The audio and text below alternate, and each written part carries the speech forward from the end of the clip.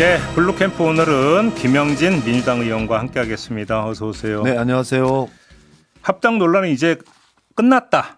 일단락됐다. 이렇게 봐도 되는 걸까요? 1차적으로는 합당 지방선거 전에 합당 추진은 보류한다 하고 연대와 통합기구를 통해서 추진한다 이렇게 정리됐기 때문에 일단락됐다 이렇게 보는 게 맞습니다. 일단 사실관계 하나가 좀 필요한 것 같은데 엊그제 의원총회에서 네. 합당해야 된다. 지방선거 전에. 네네. 라고 발언한 의원은 우리 김영진 의원님이 유일하다는 보도가 많이 나왔습니다. 맞습니까?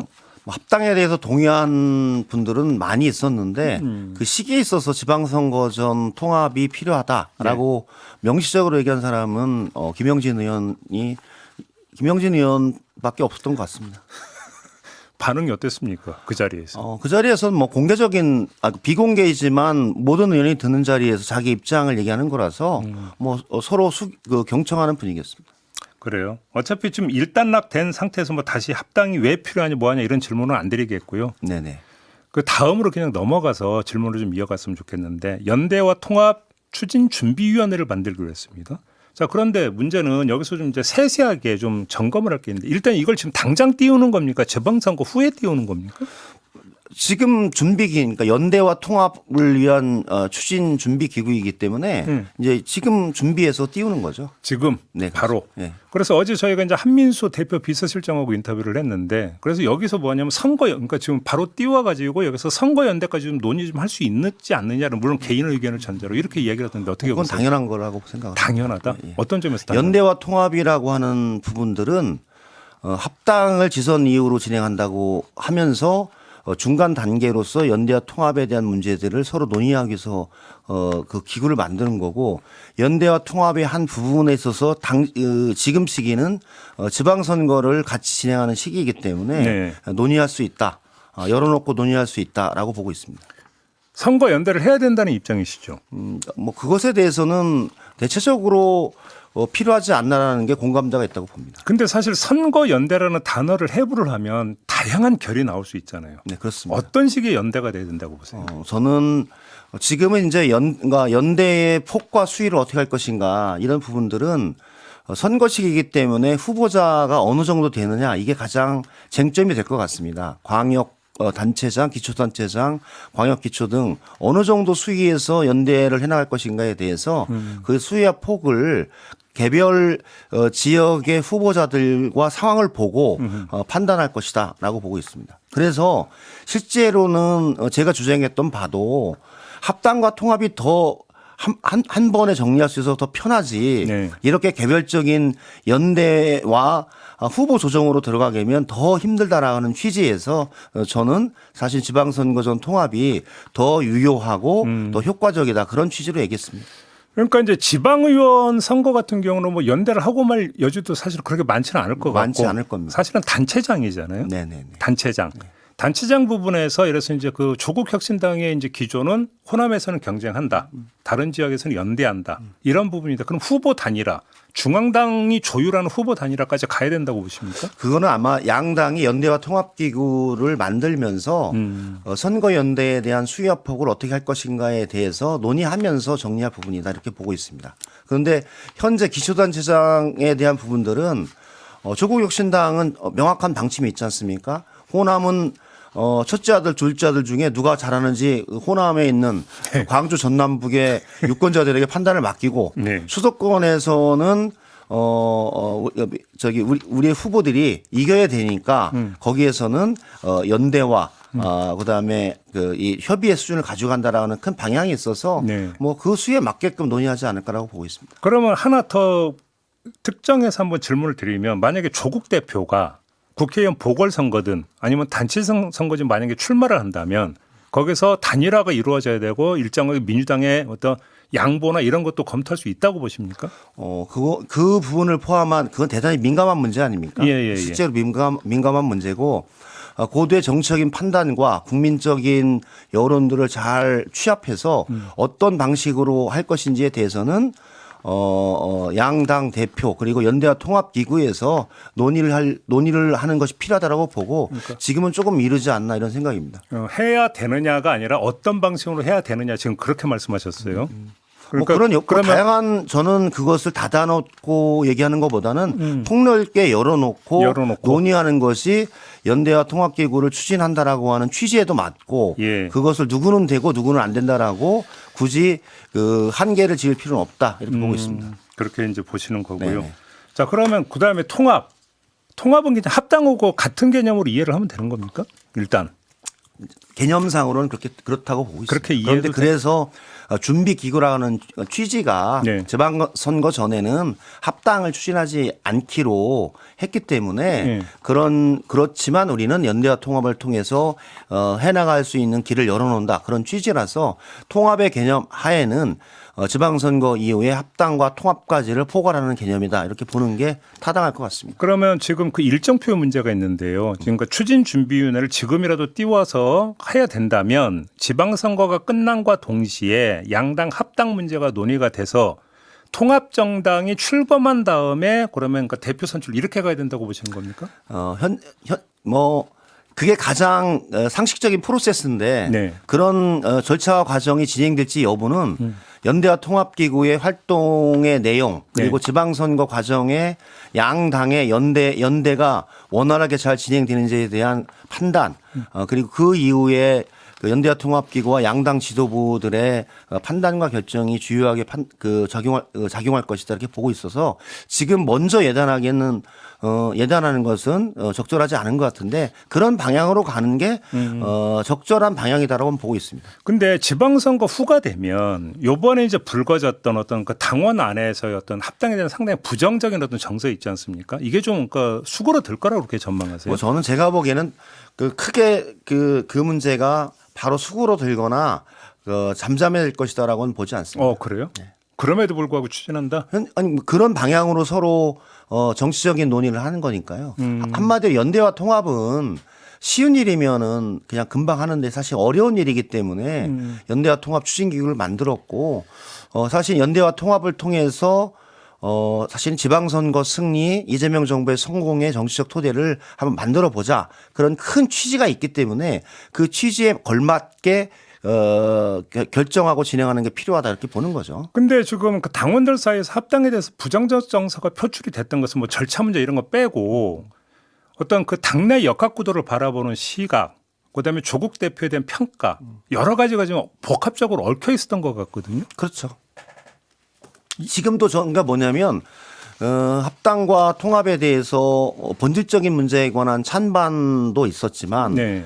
그 절차의 과정에 대한 문제 그리고 그것을 바라보고 있는 개별 정치인의 정치적 유불리의 문제 예. 그리고 조국 대표와 정청래 대표를 바라보는 시각의 문제 이런 부분들이 아주 복잡하게 섞여서 나타났던 전 결과라고 보고 있습니다. 네. 그래서 아주 담백하게 연대와 통합 즉 합당에 대한 부분들에 관해서 논의를 해서 좀 진행하는 게 필요하다 이렇게 보고 있어요. 여러 가지를 다 섞어버리니까 네. 자기의 시각으로 사물을 해석해버리니까 계속 다르게 바라보는 게 많이 있었다라고 봅니다. 근데 담백함을 보장하는 방법이 뭔데요? 그러면? 저는 이제 각 개별 양 당의 지도부들 예. 그리고 거기에 참여하고 있는 국회의원들이나 당원들이 조금 절제된 형태로 논의를 진행해 나가는 게 필요하다 이렇게 생각을 합니다. 그럼 예를 들어서 이제 말 그대로 이제 통합 추진 준비 위원회가 이제 구성이 되면 여기서 어떤 논의를 일단 지켜보고 네네. 가급적인 자기 목소리는 좀 자제를 하면서 그렇죠. 지켜보고 예, 예. 그 다음에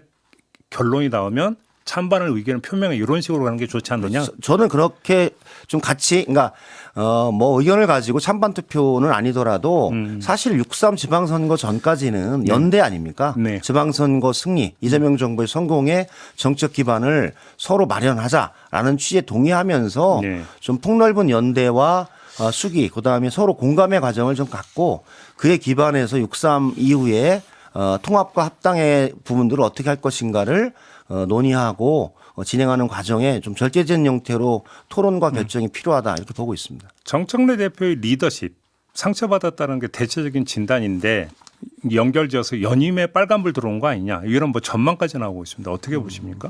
뭐 그렇게 해석할 수도 있는데 일면에서는 정청래 대표가 본질적으로 합당과 통합이라고 하는 정치적 제안을 한 거 아닙니까? 그리고 그를 통해서 지방선거의 승리, 그다음에 이재명 정부의 성공을 위한 정치적인 기반을 마련하자라는 본래 순수한 목적도 있었기 때문에 또 그러한 정치적 결단에 대한 부분들도 존중할 필요가 있다. 그것을 너무 다른 방식으로만 해석하지 말고 있는 그대로 해석하고 절차 과정에 있던 문제점에 대해서는 이후에 극복해 나갈 과제다. 이렇게 보는 게 필요하지 않을까. 물론 뭐 잘 됐으면 좋았는데 잘 되지 않았기 때문에 거기에 대해서는 정치는 결과에 대해서 책임을 지는 거기 때문에 그런 문제에 관해서 정 대표도 많이 고민할 것이다. 그렇게 보고 있습니다. 오늘 이제 그 청와대에서 이재명 대통령과 양당 대표 오찬회동이 있지 않습니까? 지금 이제 어제 제안이 들어갔던 것 같아요. 네네. 오찬회동을 하자고. 그러면 자, 이재명 대통령은 왜 이제 그 이 시점에 양당 대표를 만나고자 했을까? 혹시 여기에 뭐 일반적인 어떤 분석 이런 거 말고 정 대표에 대해서 일정하게 그러니까 대통령이 바라보는 정 대표는 이런 존재다라고 하는 것들을 어필하기 위한 의도 좀 깔려 있다고 보십니까? 뭐 이재명 대통령이 얘기했듯이 일관적으로 아주 일관되게 여야 대표와 만날 필요가 있을 경우에 흔쾌하게 만나서 전국 현안과 민생 경제 현안에 대해서 논의해 나가겠다는 취지에 맞춰서 했고 또 일전에 장동혁 대표가 단식을 하면서 영수회담을 또 제안을 했지 않습니까? 그랬죠. 거기에 대한 정치적인 호응도 있다라고 저는 보고 있어요. 그래서 그래요? 단독으로 보기보다는 저도 뭐 방송에서 제안을 했지만 양당 대표와 대통령이 만나서 허심탄회하게 얘기하는 자리를 갖는 게 절차와 형식상으로 좋겠다라고 했는데 뭐 설 명절을 앞두고 민생 경제에 대한 부분, 물가에 대한 부분, 그다음에 대미 통상 관세 협상 과정에서 나온 대미 투자 법에 대한 부분, 그다음에 지역 통합이 지금 강하게 제기되고 있잖아요. 전남, 광주, 대구, 경북, 대전, 충남 이렇게 양당의 정치적인 합의와 국민적 의견을 통해서 지방주소 성장의 국가 이후의 성장 전략의 중요한 축에 대한 양 대표의 의견을 듣고 설명하는 자리 그것도 포괄적으로 있겠다 이런 생각입니다. 그러면 그래서 그러니까 행정통합도 상당히 오늘 중요한 의제가 될 거다. 대단히 중요한 의제가 되지 않을까요? 어차피 이제 어제 김민석 총리는 2월 안에 입법 안 되면 이거 물 건너간다고 지금 얘기를 했으니까. 절차상으로 그런 과정이 있죠. 오늘 같은 경우에 그래서 저는 그 여야 지도자들과 대통령이 만나서 이 문제를 정파의 시각이 아니라 지방 주소 성장을 통한 대한민국 대도약의 전기를 한번 만들어 보자. 이런 통큰 호응과 선언이 있으면 대단히 탄력을 받고 진행할 수 있다 이렇게 보고 있어서 중요한 의제가 되지 않을까. 그다음에 대미 투자법 관련해서도 그렇죠. 트럼프하고 미국이 그 문제를 가지고 한국의 관세 협상의 진정성을 의심하고 있는 상황이라 좀 조속하게 저는 그 법을 통과시켜주면 미국의 그런 그 문제에 관해서 우리들이 바로 대응을 해서 한미 관세 협상을 마무리 지을 수 있다 이렇게 보고 있습니다. 입법편은 좀 여쭤보겠는데요. 어제 법사위에서 재판소원법 그다음에 대법관 증언법이 통과가 됐습니다. 네네. 어떻게 생각을 하세요? 당에서 한번 의총에서도 많이 논의를 되고 민주당에서 추진했던 법안이라 어제 법사위에서 많은 논쟁이 있었지만 의결을 거쳐서 진행하고 소위에서 의결을 됐기 때문에 네. 또 뭐 전체 회의 본회의까지 오는 시간이 좀 걸릴 것이다 그렇게 보고 있습니다. 그래요. 어제 그 대법원에서 이거 재판 소원법 같은 위헌이다 뭐 이렇게 주장하지 않았습니까? 그렇죠. 대법원은 일관되게 이제 우리나라가 3심제를 채택하고 있는데 대법원 판결 이후에 헌재에 재판 소원을 요청하게 되면 4심제를 통해서 네. 더 많은 사법 비용과 시간 희망 고문을 하는 게 아니냐라고 하는 취지로 얘기를 했어요. 그래서 한번 논의를 지켜보고 네. 재판 소원으로 가는 사안이 대법원이 그렇게 예측하는 것보다 많지는 않을 것이다. 그래서 정말 억울하고 한 번 더 물어볼 게 필요하다라고 판단했을 때 그 조건과 내용들을 좀 정확히 좀 제안해 나가면서 이 법을 도입하는 부분에 관한 검토가 필요하지 않나 그런 취지가 있었다고 봅니다. 하나 더요. 그 보안 수사권이 있지 않습니까? 네네. 관련해서 정청래 대표가 어제 당 입장을 정했지만 정부 입법안에 담아줄 것을 건의드린다. 이런 발언인데 이걸 어떻게 이해를 해야 되는 걸까요? 당에서는 보안 수사 요구권으로 의총에서 조정을 했지 않습니까? 그렇죠. 그런데 실제로 이 수사권 조정의 핵심이 그 국민의 인권을 보호하고 억울한 피해자가 없게끔 하고 그다음에 형사사법 체계에 대해서 나쁜 사람들이 법망을 피해 나가는 것을 막아야 되는 거 아닙니까? 그런 취지를 포괄하기 위해서 보안수사권의 문제에 대해서도 검토할 수 있다라는 부분들이 제한적으로 나왔기 때문에 그것을 포함해서 마지막 그 형사소송법 개정은 좀 시간이 있거든요. 그러니까 그 시간을 좀 가지고 조정할 필요가 있다 이렇게 보는 것 같습니다. 강선호 의원 체포동의안 이제 국회로 넘어오지 않습니까? 네네. 어떻게 처리해야 된다고 생각하세요? 저는 뭐 그 법과 원칙에 따라서 예. 그리고 국민 정서에 부합하게 그 문제를 판단하고 결정할 것이다 그렇게 보고 있습니다. 그래요. 원칙에 따라서. 네. 그러면 이거 의원 개개인의 어떤 그 자유 판단에 맡긴다고 봐야 되는 거죠. 현재는 뭐 그 강선 의원이 탈당해서 민주당적을 갖고 있지 않기 때문에 예. 저는 법과 원칙, 국민의 정서, 사실관계에 입각한 판단으로 갈 것이다 그렇게 보고 있습니다. 그 민주당 내에 이재명 대통령 사건 공소 취소와 국정조사 추진 의원 모임이 이제 오늘 발족을 하는데요. 네. 의원님은 여기에 참여 안 하신다고 들었습니다. 참여 안 하는 게 아니라 문자를 아마 공동으로 다 발송했는데 아마 수천 개 문자 속에 훅 지나가서 못 보셨어요? 어제 기사를 보고 알았습니다. 그래서 어떻게 하실 생각이세요? 마감했다고 해서 뭐 특별히 참여할 생각이 없습니다.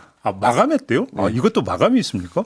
제가 보기에는 뭐 특정한 시간을 놓고 예. 참여할 사람은 참여하고 그 위에 참여한 사람은 아마 조정하지 않았나 그런 생각입니다. 근데 언론은 자꾸 이 모임을 무슨 뭐 친명 모임 뭐 이런 식으로 성격 규정하는 걸 어떻게 평가하세요? 뭐 모르겠어요. 아니 근데 의원님이 친명 원조 아니신가요? 저는 이제 사실은 민주당에도 정치 탄압과 조작기소 대응 특별위원회가 있거든요. 네. 그래서 또 이제 요거는 아주 더 좁혀서 그 공소 취소와 국정조사를 위한 의원 모임으로 아주 좁혀서 지금 그 모임을 만들어서 예. 아마 이건태 의원이 이 문제에 관해서 그동안 집중해 왔고 조금 더 문제 제기하고 공소 취소와 국정조사에 대한 좀 집중점을 갖기 위해서 한번 해보겠다. 그런 취지로 했기 때문에 의원들이 같이 참여를 해서 대응해 주고 하면 될 것이다라는 생각이 들고 이거를 정파 모임이다 아니면 무슨 모임이다라고 몰고 가는 거는 적절하지 않은 것 같아요. 적절하게 저는 활동을 하고 80여 명 이상이 참여를 했으면 당의 공식 기구에서 대책위원회로 흡수해서 해 나가는 게 저는 합리적인 선택과 결정이 될 것이다. 저는 그 모임 하시는 분들도 뭐 오늘 벌칙을 하니까 적절하게 의사를 표시하고 당이 이 문제를 의제로 삼아 추진해 나가는 것으로 제안하고 소멸하는 게 필요하다 그런 생각입니다. 마지막으로 한 40초 남았는데 그 2차 종합특검 후보 추천 과정에서 발생했던 문제 있지 않습니까? 예. 이거는 이제 끝났고 이제 그냥 끝났다. 더 이상 뭐 재론할 필요 없다 이렇게 생각하십니까? 뭐 저는 그 특검 추천 과정에서 민주당 내부의 추천 과정에 시스템의 문제가 좀 있었다라고 봐요. 그래서 대표도 사과를 했기 때문에 이 문제가 더 불거지는 것은 적절하지 않다. 한마디로 저도 원내 수석 부대표를 했지만 인권위원, 방송통신위원 여러 가지 국가의 민주당에 추천할 때 그 위원회를 만들어서 자천 타천을 받고 심사를 거쳐서 원내와 당대표 최고의 보고에서 정리하거든요. 그런데 이번에는 특검에 대한 추천 규정이 아주 명확하게 지정되지 않으면서 그 시스템에 에러가 났다. 한마디로 시스템 에러였다라고 보고 그 과정에서 드러났던 뭐 이모 의원이나 여타 청와대 민정의 얘기 이런 문제는 반면교사로 삼아서 앞으로는 그런 문제가 없게끔 알겠습니다. 시스템을 정비하는 게 필요하다. 그렇게 보는 게 좋을 것 같습니다. 알겠습니다. 여기까지 진행하겠습니다. 고맙습니다, 네, 의원님. 고맙습니다. 김영진 민주당 의원이었습니다.